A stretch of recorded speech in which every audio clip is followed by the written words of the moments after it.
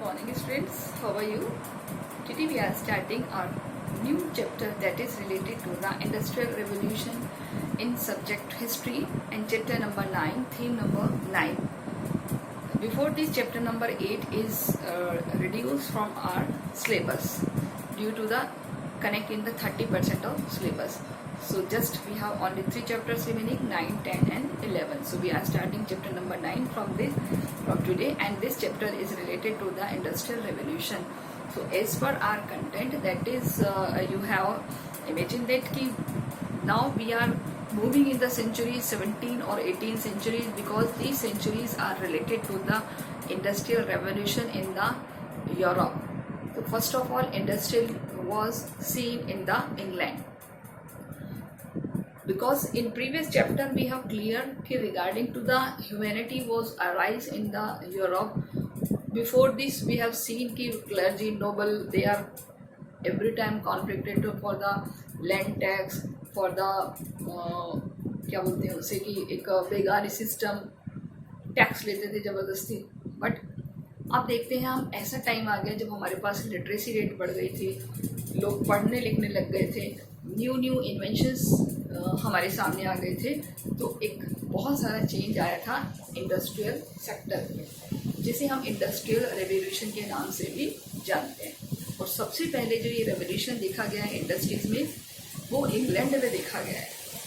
England में, clear, यानी Europe के सबसे पहले इंग्लैंड में इंडस्ट्रियलाइजेशन शुरू हुआ है. इंडस्ट्रियलाइजेशन का मीनिंग होता है कि जो काम पहले हाथों से होता था, नाउ दिस काम वो स्टार्टेड विद द मशीन्स. वो काम अब मशीनों से होने लग गया था. And after that whenever we starting to the content, तो first of all I want to discuss that is कि after the industrialization what we have change in the mostly, and we can see that is the changes in the economic sector. जो economy थी वो धीरे धीरे grow होने लगी थी. जो सिटीज छोटे थे वो अब सिटी बड़े होने लगे थे. जो एम्प्लॉयमेंट पहले कुछ लोगों के पास था, अब एम्प्लॉयमेंट बहुत बढ़ गया था क्योंकि नई नई इंडस्ट्रीज आ रही थी. सो बहुत सारे ऐसे रीजंस हैं जिसकी वजह से जो शहर बहुत छोटे थे अब वो शहर बड़े हो गए थे. यहाँ एक स्टोरी लंदन की भी आएगी कि लंदन आज हम देखते हैं कि बहुत बड़ा सिटी है इंग्लैंड का. तो कैसे ये डेवलप हुआ है वो हम सब कुछ इस स्टोरी में देखते हैं. तो we are starting our content that is the industrial revolution. औद्योगिक क्रांति कैसे इंग्लैंड में आई, कैसे इसकी बढ़ोतरी हुई थी उद्योगों की, किस पर सबसे ज़्यादा इफेक्ट डाला, वो हम इस कंटेंट में देखते हैं. Okay,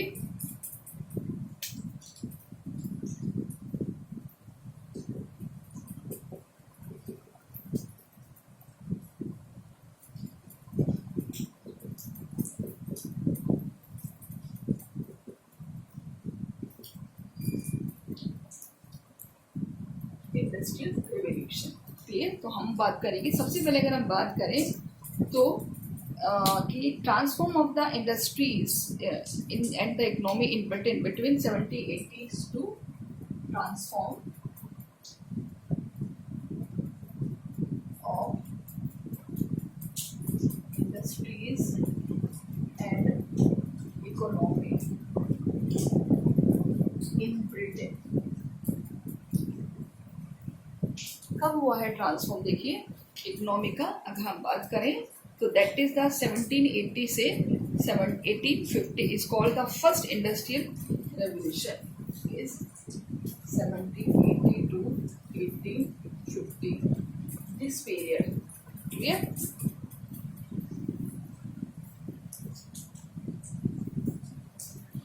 this period is known as industrial revolution.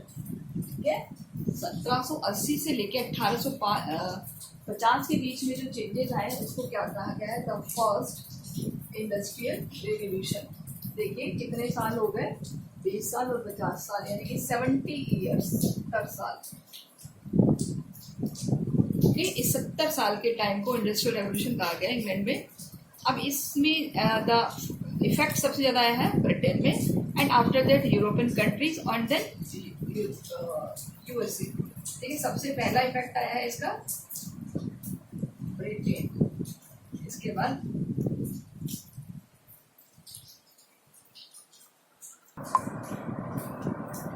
European parts,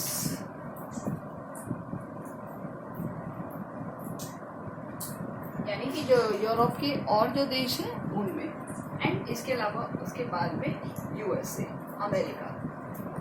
देखिए ये एक चेन है, सबसे पहले यहाँ पर हुआ first, second and the third. Clear? तो इस तरीके से इंडस्ट्रियलाइजेशन की शुरुआत हुई है। अगर हम बात करें तो phases of industrial development Britain was strongly associated with the new machinery and the technologies. New machinery in the sense कि जो सारा काम है वो अब किससे होने लग गया था? मशीनरी से। एंड टेक्नोलॉजी आफ्टर इंडस्ट्रियलाइजेशन किसका यूज होने लग गया? मशीनरीज का एंड टेक्नोलॉजीज का। और इससे क्या हुआ? इसका रिजल्ट था जो प्रोड्यूस था वो गुड प्रोड्यूस होने लगा। गुड प्रोड्यूस यानी कि जो भी उगाया जाता था, पकाया जाता था, बनाया जाता था, वो गुड्स होता था। And the massive scale, and massive मतलब लार्ज स्केल, बहुत ज़्यादा मात्रा में उसको बनाया जा सकता था। देखिए जो हाथ से काम करें, एक मशीन से काम करें तो नो डाउट मशीन से बहुत ज़्यादा पैमाने पर होता था। So as compare to the handicraft and handloom, as compare to handicraft और हैंडलूम्स, यानी कि जो हैंडीक्राफ्ट से बनाते थे, जो हैंडलूम से बनाते थे, उसके कंपैरेटिवली अब मशीनों से ज़्यादा अच्छी मात्रा में और ज़्यादा बल्क में बनाया जाने लग गया था। So steam and new source begin to the use of wide scale of the British industry and use for the faster of forms of the transportation and by ships and the railways. इसके अलावा ships और railways was developed. वहाँ पर क्या और develop हो रहे थे? ट्रांसपोर्टेशन के new sources, that is ships and the railways. So many of the inventions business who brought about the changes often neither personally healthy and educated, basic sciences and science, physics and the chemistry has been glanced into the background of some terms. So यानी कि no doubt कि in sector में, बल्कि science के sector में भी बहुत ज़्यादा ग्रो होने लग गया। सो एक ये उनके लिए बहुत ज़्यादा प्रॉस्पेरिटी वाली थिंग हो गई थी कि जो पुअर लिविंग पर्सन थे, जिनकी कंडीशंस पुअर थी, विमेन्स, चिल्ड्रंस, वो अब सब इस इंडस्ट्री से जुड़ने लग गए थे। अब हम बात करते हैं इंडस्ट्रियल रेवोल्यूशन की टर्म को सबसे पहले किसने यूज किया है? The person who use the term industrialisation.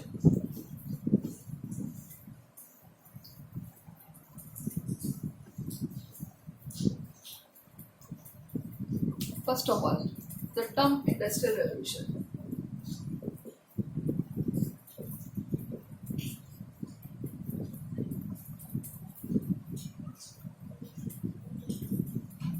France में किसने की है? जर्मनी और इंग्लिश यानी इंग्लैंड। तो यहाँ हमें पर्सन्स के नेम बताने हैं कि किसने कहाँ यूज किया। तो सबसे पहले बात करें कि फ्रांस में यूज किया, that is George मिशेलेट।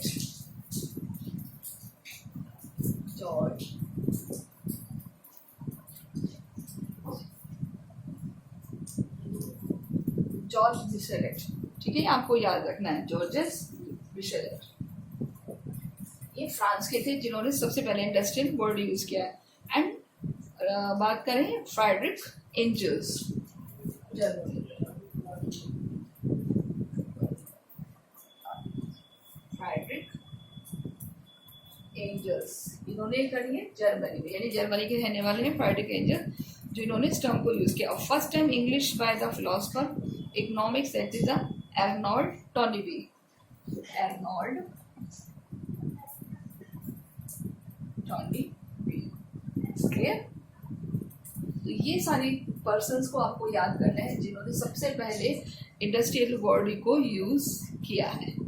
Okay, and after that जो भी आपको बाद में नाम है वो आपको याद रखने की जरूरत नहीं है, क्योंकि यहाँ पर सबसे पहले जो इंग्लैंड में थे, इन्होंने जब इसको यूज़ किया था 1760 से 1820, यानी कि 1760 से 1820, वो जो टाइम था वो एक ऐसा टाइम था कि बहुत ज़्यादा इंडस्ट्रियल डेवलपमेंट हो रहा था ब्रिटेन में, एंड आफ्टर द डेवलपमेंट उन्होंने इस वर्ड का यूज़ किया है।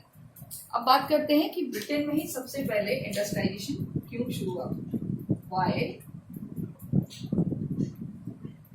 इंडस्ट्रियलाइजेशन स्टार्ट इन ब्रिटेन, यानी ब्रिटेन में क्यों शुरू हुआ सबसे पहले इंडस्ट्रियलाइजेशन। सबसे पहले हम बात करें तो पॉलिटिकली स्टेबल था वो, पॉलिटिकल स्टेबल। आप देखिए पॉलिटिकल स्टेबल था 17th सेंचुरी में with England. In 17th century, यहाँ से लिख सकते हो, in 17th century with the England, Scotland and Wales. ठीक है, तो ये 3 एरिया से ही मिलकर बना था इंडिया, इंग्लैंड और the Wales. Wales in the sense कि वो एक एरिया का नाम है। इन तीनों का एक मोनार्की सिस्टम था, और किससे जुड़ा हुआ था? मोनार्की, यानी तीनों जगहों का एक ही राजा था। Okay, this mean that the common law and the single currency. इसका मतलब क्या था? कॉमन लॉ, सिंगल करेंसी, उनकी एक ही करेंसी थी। और मार्केट, दैट वाज, जो मार्केट था that was not fragmented by the local authorities. Market was not fragmented by locals, यानी कि लोकल अथॉरिटी उसको फ्रेगमेंट नहीं कर सकती, खत्म नहीं कर सकती थी, ना ही उसके ऊपर टैक्स लगा सकती थी। लेइंग टैक्स और good that produce the increase of the price, और कुछ प्राइस पे इंक्रीज नहीं कर सकती। नॉट टू राइट, वो अधिकार नहीं था इंक्रीज द प्राइस।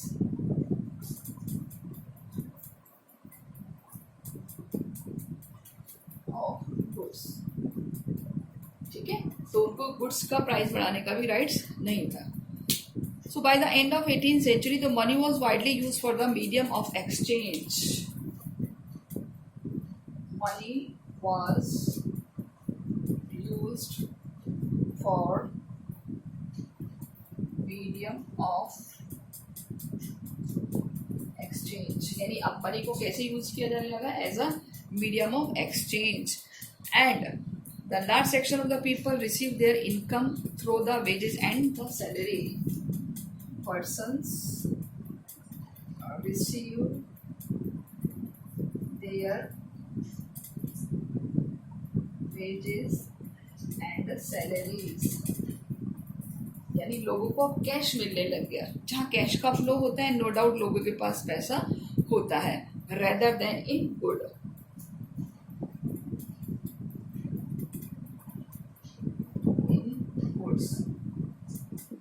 उस सिस्टम को क्या कहते हैं? जब एक सामान के बदले सामान लेना पड़ता है, तो जब सामान के बदले सामान लेना पड़ता है वो होता है बार्टर सिस्टम। अब क्या था कि लोग काम कर रहे हैं तो बदले में उनको क्या मिल रहा है? पैसा मिल रहा है, मनी मिल रही है। तो नो डाउट ये अब कैसा सिस्टम हो गया जो कैश करेंसी से एक्सचेंज हो रहा है।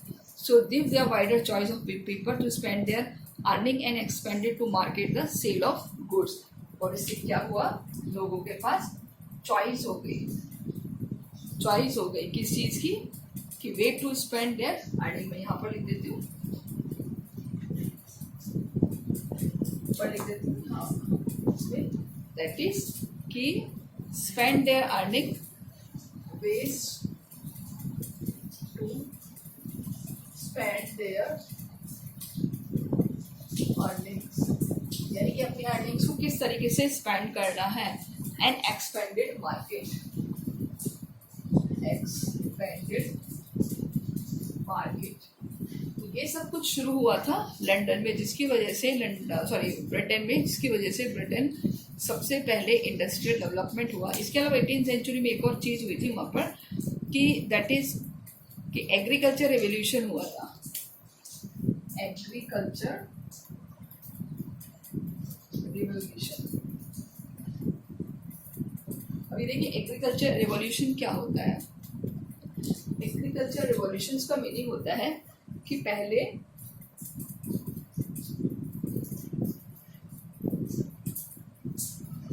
किसी के पास ये एक फील्ड है,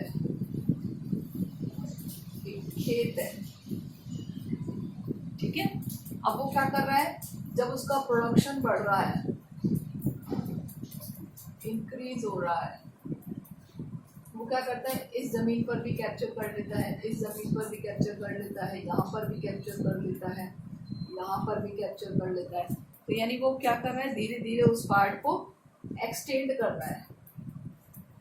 एक्सटेंड यानी बढ़ाना, ठीक है। इसी को बोलते हैं एनक्लोजर। एनक्लोजर यानी अपनी ज़मीन को बढ़ाना। तो जब प्रोडक्शन बढ़ रहा था तो लगा कि इनकम बढ़ रही है, तो मन में लोगों के लालच आ गया कि जितनी ज़्यादा मेरे पास ज़मीन होगी उतना ही मेरा प्रोडक्शन ज़्यादा बढ़ेगा। तो उन्होंने क्या करना शुरू किया, ज़्यादा से ज़्यादा ज़मीन के ऊपर कैप्चर करना शुरू कर दिया। तो ऐसे में क्या थे, जो बेचारे स्मॉल पीजेंट्स थे या फार्मर्स थे, उनकी भी जो ज़मीन थी, अब सपोज ये किसी स्मॉल पीजेंट की ज़मीन है, इस पर किसने कैप्चर कर लिया है, इसने कैप्चर कर लिया है। तो अब ये कैसा हो गया बेचारा, लैंडलेस, है ना। तो अब इसको कुछ चाहिए। अब ये लैंडलेस क्यों हो गया, क्योंकि बेचारा ये खुद, ये तो मे भी शायद हो सकता है कि इसकी किराए के लैंड पर काम करता हो, या फिर उसके यहाँ पर टैक्स बहुत ज़्यादा हो लैंड का, तो टैक्स पे नहीं कर पा रहा हो, तो अल्टीमेटली इसने अपनी लैंड इसको दे दी। अब ये फ्री हो गया। तो ऐसे बहुत सारे स्मॉल पीजेंट्स थे जो फ्री हो गए थे, जिनके पास कोई काम नहीं था। अब वो धीरे धीरे वो स्मॉल पीजेंट्स कहाँ काम करने लगे, इंडस्ट्रीज़ में काम करने लगे। इंडस्ट्रीज़ को लेबर मिल गई आसानी से, काम करने के लिए, मशीन को चलाने के लिए लेबर तो चाहिए ना, और उनको कैश सैलरी मिल रही है ना। कहाँ तो यहाँ को क्रॉप के बदले क्रॉप ही मिलता था, उसके लिए भी वेट करना पड़ता था, आधे से ज़्यादा क्रॉप को शेयर करना पड़ता था। तो उनको सस्ता यही लगा कि ठीक है, इसको ज़मीन दे दो, हम तो इंडस्ट्री में काम करते हैं, वहाँ पे वो कैश मिलेगा, अपना घर आराम से चलेगा। तो इस तरीके से लेबर क्लास बहुत ज़्यादा आ गई थी, जिसकी वजह से ये लोग इंडस्ट्रीज़ में काम करने के लिए मजबूर हो गए। उधर ये लोग जो रिच फार्मर्स थे, उनका प्रोडक्शन और ज़्यादा बढ़ गया, क्योंकि ज़मीन ज़्यादा हो गई, तो ज़्यादा क्रॉप ग्रो कर सकते थे। ज़्यादा क्रॉप ग्रो कर सकते तो ये मार्केट में उसको इजीली सेल कर सकते थे। जब मार्केट में सेल कर रहे हैं तो नेचुरल है, इनकी भी इनकम बढ़ रही है। इनकम बढ़ रही है तो नो डाउट मार्केट भी डेवलप हो रहा है। तो इस तरीके से देखिए, एक चीज़ से कितनी सारी चीज़ें इफेक्टिव हो रही हैं। तो ये सारा कुछ शुरू हुआ है कहाँ पर, इंग्लैंड में, ब्रिटेन में। हमारा क्वेश्चन क्या था कि जो इंडस्ट्रियलाइजेशन है वो सबसे पहले कहाँ शुरू हुआ है, ब्रिटेन में। तो आपका जो फर्स्ट पैराग्राफ है वो बहुत अच्छा है, उसमें से आप सेलेक्ट करके आप 8-10 पॉइंट बनाकर लिख सकते हो। क्लियर। अब हम नेक्स्ट क्वेश्चन में बात करेंगे कि कैसे इंग्लैंड में टाउन्स, ट्रेड और फाइनेंस के सेक्टर बने, और इसमें सबसे बड़ा जो सेक्टर बना था वो लंदन बना था। क्लियर।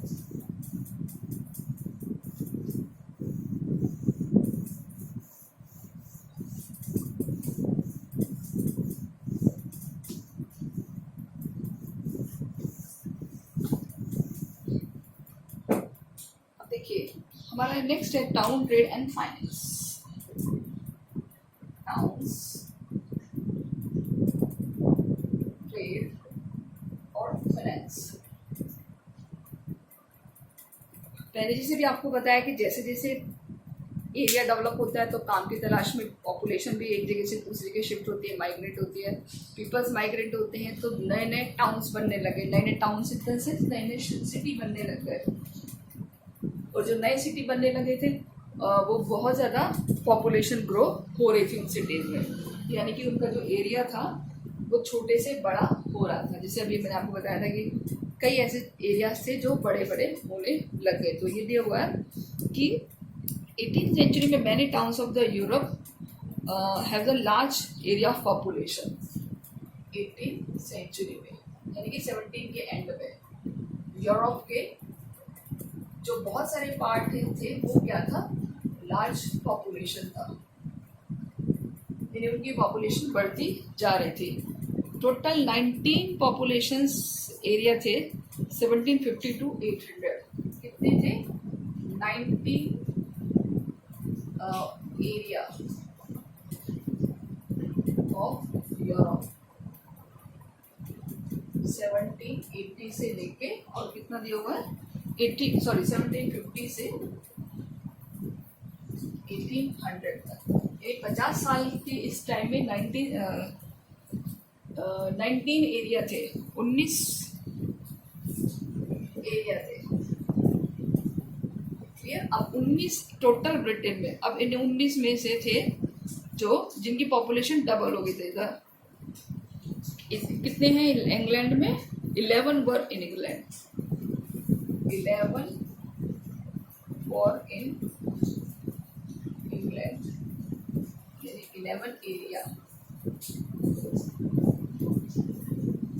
11 एरिया। उस 19 में से 11 कहाँ थे? इंग्लैंड में थे। और देखिए अकेले London, the largest of them was London, और इस 11 में से सबसे बड़ा कौन था? London was largest, one of the largest, यानी कि 19 में से भी सबसे बड़ा कौन था? लंदन था। So which is the hub of countries market? तो लंदन क्या बना? Hub of market. हब का मतलब होता है जहाँ पर सबसे ज़्यादा एक्टिविटी होती है। अब यानी कि जहाँ पर सबसे ज़्यादा चीज़ें खरीदे बेची जा सके, यानी कि मार्केट डेवलप हो गया। पूरे जो यूरोप था उसका सबसे बड़ा मार्केट, सबसे बड़ा हब कौन सा बन गया? लंदन।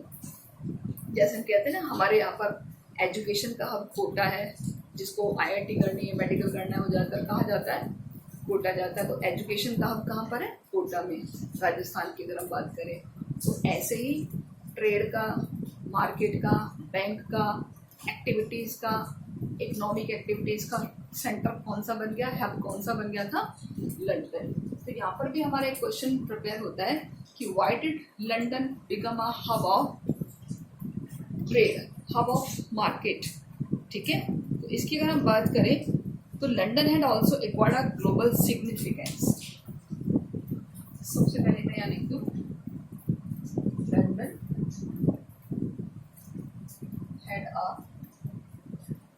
ग्लोबल सिग्निफिकेंस, यानी कि ग्लोबली जो इसकी सिचुएशन थी बहुत अच्छी थी। एक क्या बोलते हैं उसको, जो इसकी पोजीशन थी वो बहुत अच्छी थी ग्लोबल पर, ये बहुत अच्छा था। अगर हम बात करें तो जो भी ग्लोबल ट्रेड होता था मेडिटेरियन पोर्ट से इटली और फ्रांस का, अब वो सारा का सारा शिफ्ट हो गया हॉलैंड और ब्रिटेन में। यानी कि जो पहले होता था इटली एंड फ्रांस में, नाउ शिफ्टेड इन हॉलैंड और इंग्लैंड। हॉलैंड और इंग्लैंड में अब ये ट्रेड शिफ्ट हो गया। क्लियर?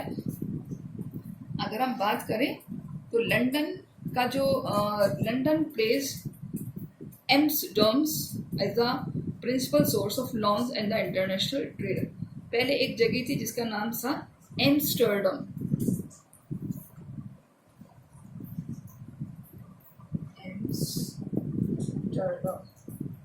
एम्स्टर्डम। ठीक है, यहाँ पर ये देख लेना आप इसकी स्पेलिंग। एम्स्टर्डम जो पहले क्या था? Source of law, the source of lawn and the trade के लिए था। अब वो लंदन बन गया है। In place of Amsterdam was lawn and trade. अब उसकी जगह कौन बन गया है? लंदन। क्लियर? अब उसकी जगह कौन सा एरिया बन गया है? लंदन।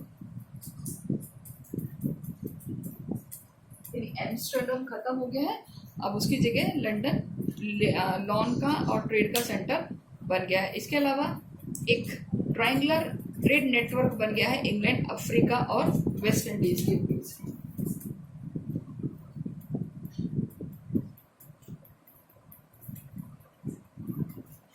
ट्रेड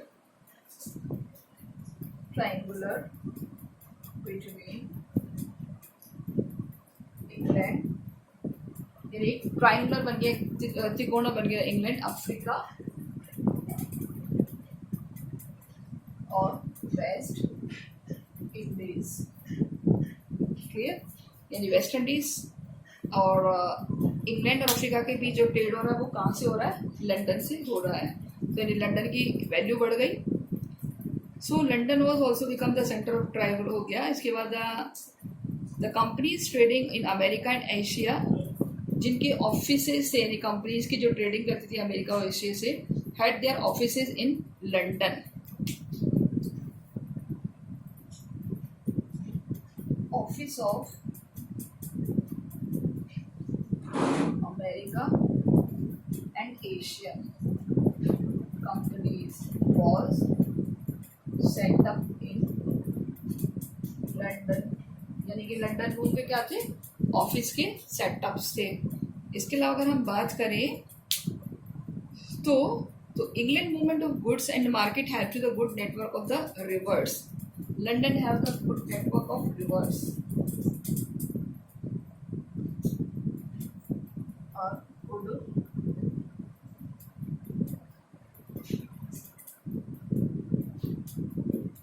नदियों का बहुत बड़ा नेटवर्क है जो सीधा किससे कनेक्ट था? इट इंटेंडेड विद द सी, यानी कि ये बिल्कुल सी से कनेक्टेड था। until the spread of railway transport of waterways cheaper to the faster than by the land, यानी कि जो रिवर्स थी वो सीधी किससे कनेक्टेड थी? सी से कनेक्टेड थी, समुद्र से कनेक्टेड थी। तो क्या होता था, जैसे ही कोई सामान आता था सी से, उसको रिवर ट्रांसपोर्ट के थ्रू लंदन पहुंचाया जाता था। यानी कि जो हम बात करते थे ना कि जो उसकी ग्लोबली सिचुएशन थी लंदन की बहुत अच्छी थी। तो जस्ट लाइक दिस कि जो लंदन का पॉइंट था सबसे बढ़िया कि वाटर ट्रांसपोर्ट का सबसे अच्छा सोर्स था वाटर ट्रांसपोर्ट का। तो वो बहुत इजी एक्टिविटी थी वाटर ट्रांसपोर्ट की, बहुत सस्ता था।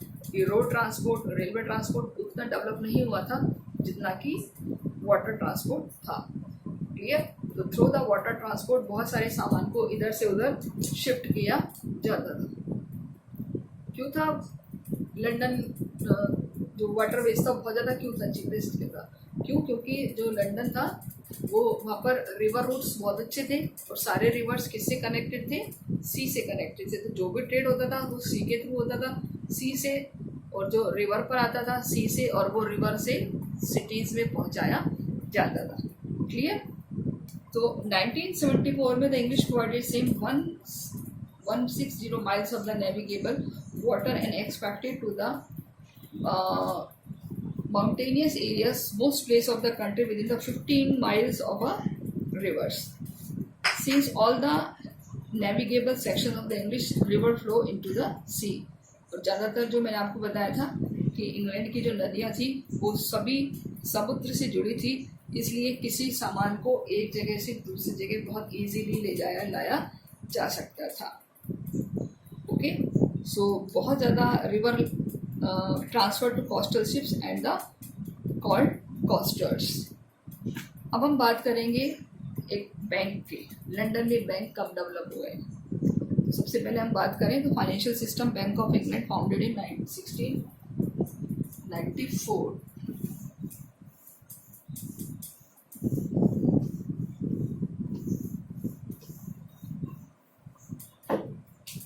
बैंक ऑफ इंग्लैंड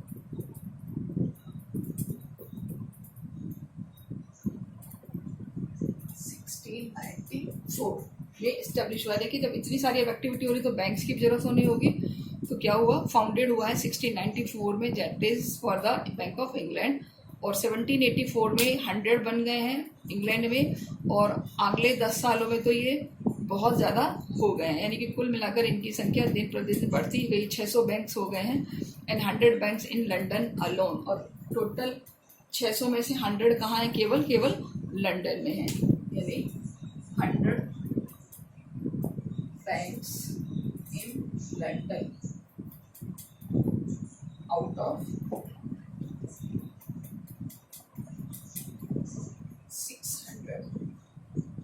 600 में से 100 बैंक, ठीक है। कब तक? 1820 तक, 1820। यानी देखिए बैंक्स भी धीरे धीरे बढ़ते जा रहे। तो so the industrial was offered Britain from 1880 expanded by the partly factors describe our many poor people from village available work towns. जैसे अभी आपको बताया था कि जो डिस्प्लेस हो गए थे पर्सन वो धीरे धीरे अब शहरों में आने लग गए थे और यहाँ पर उनको इजीली जॉब मिलने लग गया था। तो अप्रॉक्स यहाँ पर 26,000 इन्वेंशन हुए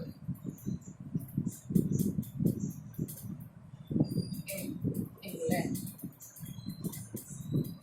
कितने हुए हैं? 26,000 इन्वेंशंस हुए हैं 18th सेंचुरी में। 18th सेंचुरी देखिए अकेले इंग्लैंड में 80 इतने हुए हैं, और जिसमें से more than half were listed for the period 1782 से 1800। 1782 से 1800 ओनली 18 साल में हाफ ऑफ द इन्वेंशन, यानी इन 26,000 में से इन 18 सालों में सबसे ज़्यादा इन्वेंट हुआ है। कौन सा है वो टाइम? 1782 से 1800 तक का, कि half were the listed for the periods. तो let the many changes we shall discuss 4 major ones. सबसे पहला ट्रांसफॉर्मेशन ऑफ आयरन इंडस्ट्री। तो कौन कौन से हैं? सबसे पहले major inventions, number 1 iron industries. सबसे पहले कौन सी डेवलप हुई है? Iron industries. उसके बाद करेंगे हम spinning and weaving of cotton. Spinning and weaving of cotton, यानी कि टेक्सटाइल इंडस्ट्री जिसे हम कहते हैं, टेक्सटाइल इंडस्ट्रीज, कपड़ा बनाने की इंडस्ट्रीज। 3rd नंबर पर हम बात करें तो स्टीम पावर।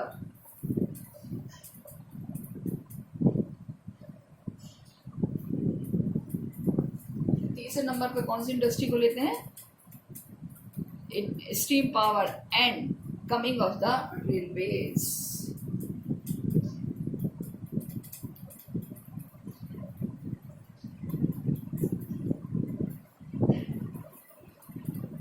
क्लियर? तो इस तरीके से ये सारी इंडस्ट्रीज डेवलप होने लग गई थी। तो यहाँ पर आपसे क्वेश्चन पूछा जाएगा, name any 4 in answer which are responsible the led of the many changes. इन 4 की वजह से क्या हैं? Many changes in England, specially in economy. Clear? कौन से सेक्टर में? इकोनॉमिक सेक्टर में। तो आई थिंक आपको समझ में आ गया होगा ये चारों जो इन्वेंशंस हुए हैं ये सबसे ज़्यादा तेज़ी से हुआ है, और आयरन एक ऐसा सोर्स है जो किसी भी इंडस्ट्रीज का बेस होता है। Okay students, so all 4 inventions change the economic life of London, change the scenario of London. क्यों? क्योंकि लंदन को एक बहुत बड़ा प्लेस बनाने में, लंदन को एक बहुत ज़्यादा ग्रो करने में इंडस्ट्रीज़ का सबसे ज़्यादा इम्पोर्टेंट रोल था। So no doubt London, the rest part of England depend on this invention. So 26,000 invention हुए हैं और सबसे ज़्यादा इस टाइम में हुआ है 1782 से 1800 के बीच में। ये वो टाइम था जब सबसे ज़्यादा इन्वेंशंस हुए हैं। आपको पता है कि जब कोई भी इन्वेंशन होता है तो वो कितना ज़्यादा डेवलपमेंट प्रोसेस होता है। ठीक है, अब ऐसा नहीं कि भारत में भी नहीं हुआ होगा, इंडिया में भी हुआ है, लेकिन के बाद। क्लियर? तो हमारे यहाँ ब्रिटिशर्स आए थे, उन्होंने ही तो हमारे यहाँ डेवलपमेंट किया है। तो वो सारी चीज़ हम नेक्स्ट कंटेंट में देखेंगे कि किस तरीके से कोल और आयरन इंडस्ट्रीज़ के सेक्टर में डेवलपमेंट होगा। सो आई होप अभी तो बेसिक आपको पढ़ा है, तो बेसिक आपको समझ में आ गया होगा कि ब्रिटेन में सबसे पहले इंडस्ट्रियलाइजेशन क्यों हुआ, फिर ब्रिटेन का एक शहर लंदन सबसे ज़्यादा डेवलपमेंट क्यों कर गया। ठीक है, तो इस तरीके से ये कंटेंट आपको देखने हैं। So I hope you are taking more and more advantage of these studies, use the time and learn each and everything, because आगे जो भी टेस्ट होंगे उसमें आपको और अच्छे मार्क्स अचीव करने हैं। तो okay students, take care, goodbye, अपना ध्यान रखिए, पढ़ते रहिए और क्लासेस रेगुलर देते रहिए, जो भी डाउट्स हो क्लियर करते रहिए। Okay students.